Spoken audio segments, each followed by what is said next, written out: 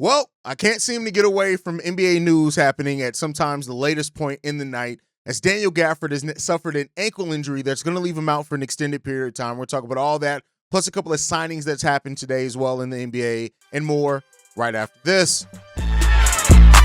Welcome to the number one place for your daily basketball news and analysis, NBA Central.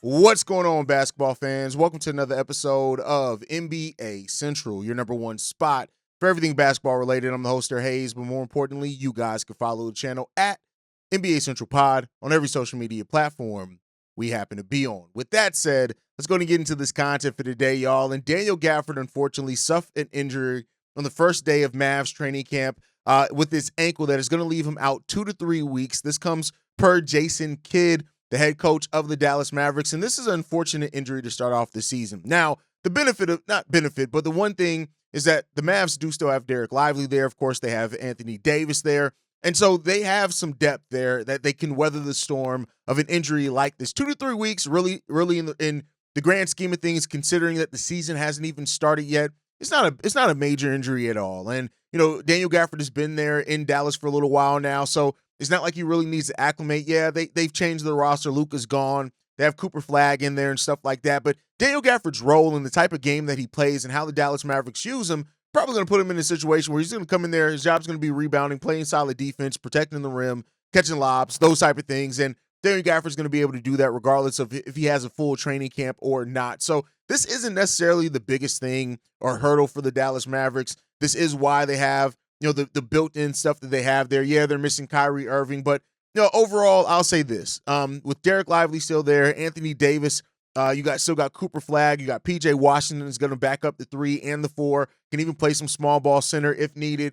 I think this is a Dallas Mavericks team that's there to weather the storm. The bigger problem with them, the question is, they got D'Angelo Russell running their point, but that's a story for another day. I'm going to leave that alone. No Dallas Mavericks slander when it comes down to it right now, especially while they're down, but Daniel Gafford, for what it's worth, go miss 2 to 3 weeks.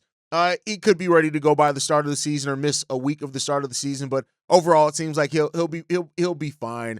If I'm a Mavs fan, I'm not really too worried about this one. Now, I hope that they rest him and rest him completely. Right? You look at it; their last preseason game is on October 15th. That's exactly 2 weeks away. Right? So if he's on the shorter end of that timeline, that puts him there before you start the regular season. They start their regular season October 22nd, so you have another week between that. So there's a possibility he's still going to be ready to go by the start of the season. No harm, no foul there. We'll see what the future holds for Daniel Gafford and if he's going to be ready to go. But you guys can let me know how you feel on that down below. With that said, let's go ahead and catch up on some of the things I missed throughout the day. Nikola Jovic has agreed to a 4-year, $62.4 million extension to stay with the Miami Heat. Jovic was the 27th pick in the 2022 draft. He did average a career-high 10.7 points per game last season, over 46 games. His minutes went from 25, increased to 25 minutes to up from 19 and a half. He did break a bone in his right hand on February, but he did return in time for the playoffs. But Jovic is one of the players that the Miami Heat are hoping that is going to be part and help kind of take a step up into where they want to go next season. And, he could potentially be that, right? Like him, Jaime Jaquez, right? They're looking at kind of a number of players to really kind of step up next season. And, with Andrew Wiggins still there, the addition of Norman Powell, they're hoping that they're going to have enough firepower, hopefully, to really still kind of be competitive in the Eastern Conference. Of course, more than likely not be one of the best teams in that conference or anything like that, but to stay competitive. And in the Eastern Conference, all you need to stay really competitive there is good coaching, a team that's connected and plays together, and that can get you some pretty good places. And that's what they're hoping they're going to be able to do this year. I have my thoughts on the Miami Heat roster. I think a lot comes down to Bam Adebayo, Khalil Ware, things like that. Khalil Ware, who was recently asked if it mattered to him if he started or came off the bench. He said it didn't matter. Bam, they're hoping Bam hits that offensive leap that they were hoping from last season. And this is a team that's going to be missing Tyler Hero to start off the year, but Davion Mitchell, a player that really stood up and stood out in their playing games last season, is potentially ready for that also, right? To step into a role and give them something. They drafted Kasparas Jokic out of Illinois there, so there's also some hope that maybe he can eventually develop into a point guard for them, especially with his ability to distribute and be a solid rebounder and passer. That's what you're looking at there. Jovic, who, is going to be shaped up to back up Bam, but, they're at the power forward with Bam being there at the 4 more likely. So, there's going to be a season of growth for Jovic and continued. And he's still a young player, only 22 years old is Nikola Jovic, even though he's going into his 4th year in the NBA, only 22 years old. And his minutes have increased every single season. Went from 13 his rookie year to 19 to 25 last year. His shots per game has gone up from 4.5 to 6 to 8.2 last year. His field goal shooting percentage has risen every year as well. He did take a step back 3-point percentage-wise. In his second season, he actually took 3.5 per game and hit it at basically a 40% clip.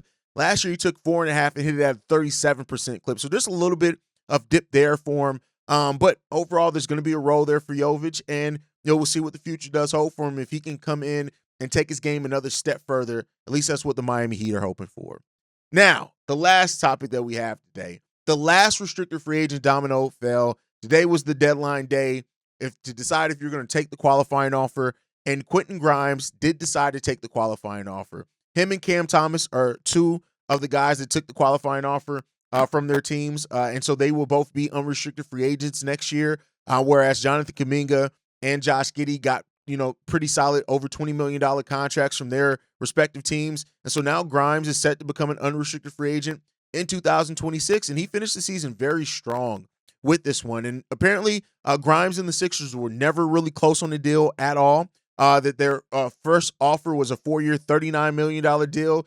He was looking for more contract in the $30 million range. He was willing to go down to a $20 to $5 million range, but he never quite got there. And so at this point now, overall, the Sixers only offered him $100,000 more than what his 8.8 qualifying offer was. And so he's going to take that deal. He did average 21.9 points per game, 4 assists in 28 games with the 76ers after being traded from the Dallas Mavericks. But, it was a flash in the pan type run for him.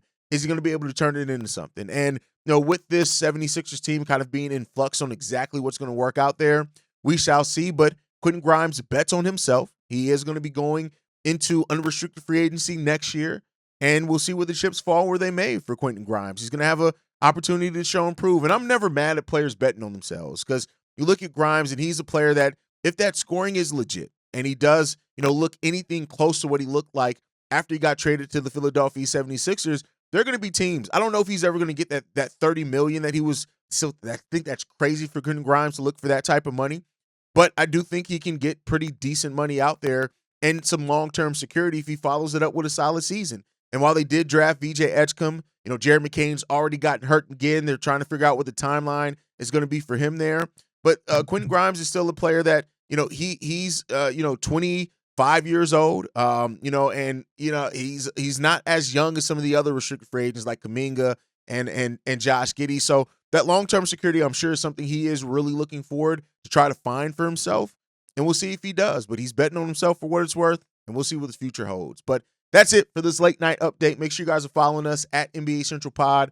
You can send us any feedback, questions, comments, concerns, NBACentralShow@gmail.com. And then lastly, if you want to leave a text message and our voicemail for the mailbag, the number to do so, 773-270-2799. We're the #1 spot for everything basketball related. And I'll catch you guys the next time I feel like making a video. No, I already got one recorded with my brother JB for tomorrow, so stay tuned for that one. That one's going down. We're going to be discussing our 3 teams we're most excited for and 3 we think could struggle next year. So look out for that video. I'll drop that one tomorrow morning. Love you guys.